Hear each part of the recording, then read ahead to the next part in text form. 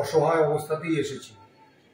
2016 সালে আমাদের সংগঠনের সাধারণ সম্পাদক সংগঠনের পক্ষ থেকে এআইসিপি মেনে ডিএ প্রদানের দাবিতে যে মামলা স্যাটে করেছিলেন, confederation of state government employees and others versus state of West Bengal and others, সেই মামলা বর্তমানে সুপ্রিম কোর্টে বিচারাধীন। আগামী 5 তারিখ শুরু হওয়া সপ্তাহে মহামান্য সুপ্রিম কোর্টে হিয়ারিং হওয়ার একটা সম্ভাবনা রয়েছে, কিন্তু কোন নির্দিষ্ট দিনে হবে সেটা এখনো আমরা জানতে পারিনি।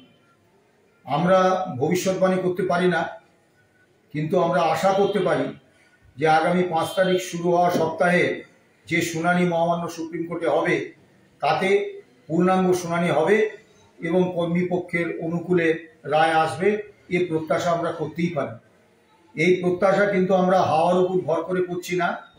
মামলার যা গতি প্রকৃতি এবং মহামান্য কলকাতা হাইকোর্ট এবং স্যাটে যেরকম বিস্তারিতভাবে ডিএকে লিগ্যালি এনফোর্সেবল ফান্ডামেন্টাল রাইট হিসেবে প্রতিষ্ঠা দেওয়া হয়েছে, তাতে আমরা নিশ্চিত যে সুপ্রিম কোর্টেও এই মামলা কর্মীপক্ষে আসবে।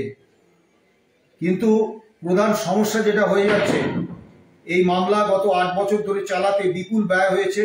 প্রথমের দিকে মামলা আমরা নিজেদের সংগঠনের আর্থিক সামর্থ্যে চালিয়েছি, তারপরে আপনাদের কাছে আর্থিক সাহায্যের আবেদন করেছি এবং আপনাদের আর্থিক সাহায্যেই এতদিন মামলা চলেছে। কিন্তু মহামান্য সুপ্রিম কোর্টে একদিন মামলা চালানোর যে বিপুল খরচ, সেই খরচ বহন করে আগামী দিনে মামলা চালিয়ে নিয়ে যাওয়াটা আমাদের কাছে একটা বিরাট সমস্যার জায়গায় এসে পৌঁছিয়েছে। কারণ যে পরিমাণ অর্থের প্রয়োজন সেই পরিমাণ আর্থিক অনুদান আসছে না। আমরা এর আগে আপনাদের কাছে আবেদন করেছিলাম এবং আপনারা আমাদের ব্যাংক অ্যাকাউন্টে টাকা পাঠিয়েছিলেন গত সুপ্রিম কোর্টের শুনানির আগে 3রা নভেম্বর। আপনাদেরকে সেই জন্য আমরা অভিনন্দন জানাই, কৃতজ্ঞতা জানাই।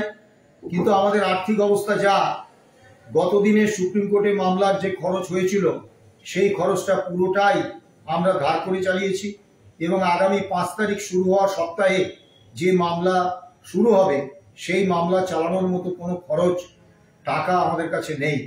এই অবস্থায় আমরা আপনাদের কাছে আবেদন করছি যে বারবার এই আবেদন করতে আমাদেরও ভালো লাগছে না এবং ডিএ বঞ্চিত কর্মচারী আপনারা ডিয়ারনেস রিলিফ পাচ্ছেন না, পেনশনাররা, তাদের পক্ষে নিয়মিত অর্থ সাহায্য করাও আর্থিকভাবে কষ্টকর।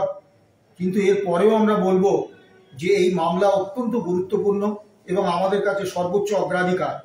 কারণ এই মামলায় যদি কোনোভাবে কর্মীপক্ষের হার হয় তাহলে আগামী দিনে শুধু পশ্চিমবাংলার রাজ্য সরকারি কর্মচারী নয়, সারা ভারতবর্ষের সমস্ত রাজ্য সরকারি কর্মচারীরাই এআইসিপি মেনে ডিএ পাওয়ার ক্ষেত্রে একটা সমস্যার সম্মুখীন হবেন।